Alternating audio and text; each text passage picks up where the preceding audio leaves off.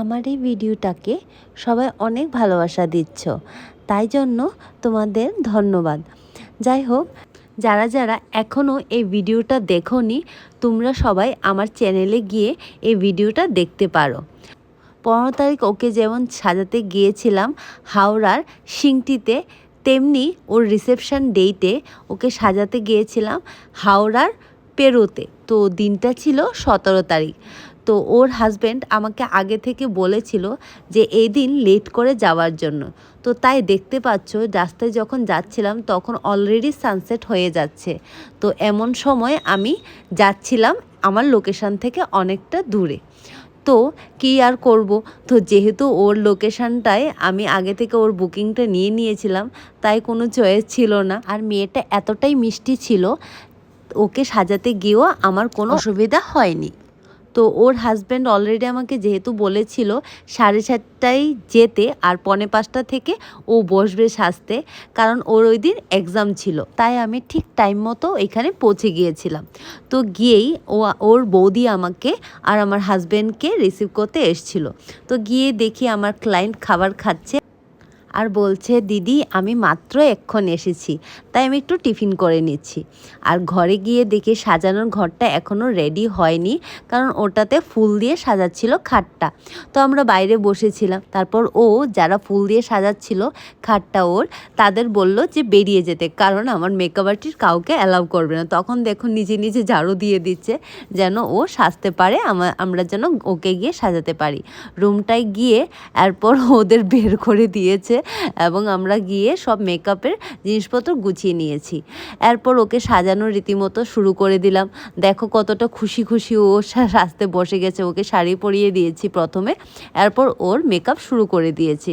তো মেকআপ শুরু করার সঙ্গে সঙ্গে ও আমাদের প্রিভিয়াস ডেটের কথা বলছিল।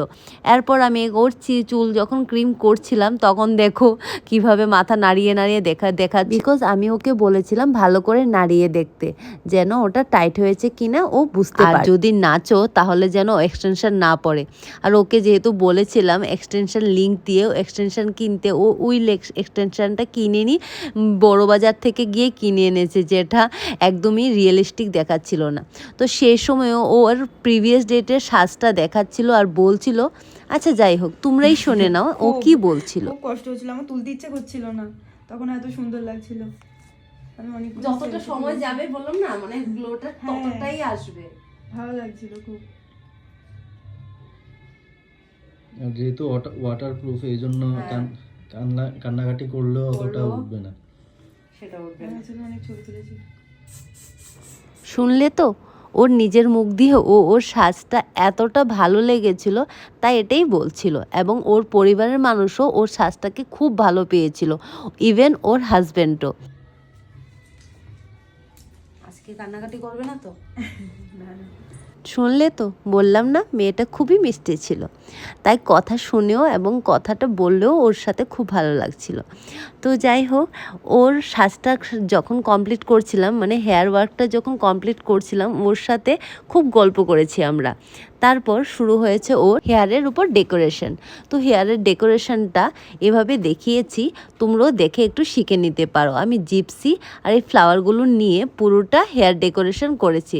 আর ওকে দেখো কীরকম মিষ্টি লাগছে, কারণ ওর চোখগুলোতেও বেশি আমি কাজ করিনি, কারণ ওর চোখগুলো এতটা ওয়াইপস দিয়ে ডলে ডলে তুলছিল মেকআপটা, বলছিল যে মেকআপ উঠছেই না, কতবার ধরে চেষ্টা করছিলাম ওঠানো, তবে উঠছিল না।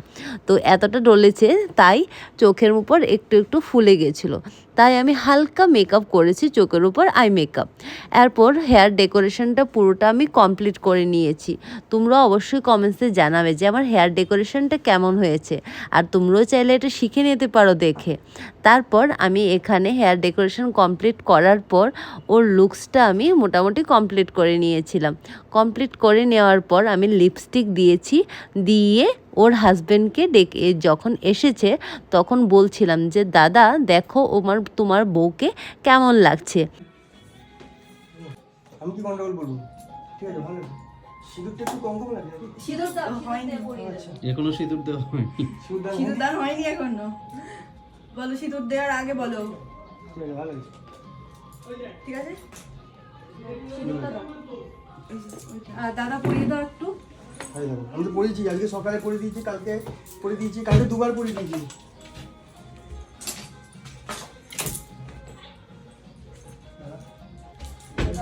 দাদা পড়ালে উল্টো পাল্টা পড়িয়ে দেবে। আমি মাথার উপরে পড়াচ্ছি। আমি গাইড করে দিচ্ছি, বসো বসো, এখান থেকে বসো। এটা খুলতে চলে অব্র হ্যাঁ মানে হ্যাঁ চোখের উপর কি কিছু করবো না? ন্যাচারাল ঠিক আছে। ন্যাচারাল ঠিক আছে, এটা ভালো লাগছে। আমি জানি না এবার তোমার কোনো ভালো জানি না। লাগছে কিনা সেটা বল। আমার ভালো লাগছে, আমার সবাইকে ভালো লাগবে। আর কি করবো এটা একদম চুলটা ঠিক আছে, চুলটা মাথাটা উপর উঠাও, এইভাবে করো। দাদা এখান থেকে দাঁড়িয়ে জাস্ট এখানে স্মাইল কর। কেমন লাগলো ওই দিনের শ্বাসটাও আজকের শ্বাসটাও কেমন লাগলো, এবং কোনটা বেশি ভালো লাগলো? দুটোই ভালো লেগেছে। আর কালকে তো ঠিক নতুন করে করে বলবে। দেখেছিলাম। একদম ঠিক, যদি কিছু খারাপ লাগে সেটাও এবং বলবে। এবং কোনটা বেশি ভালো লেগেছে, যে আজকেরটা ভালো লাগছে বেশি না ওই দিনেরটা ভালো লাগছে, কোনটা বেশি ভালো লাগছে? আজকের দিনটাই ভালো লাগছে, আজকেরটা বেস্ট লেগেছে আমার। সত্যি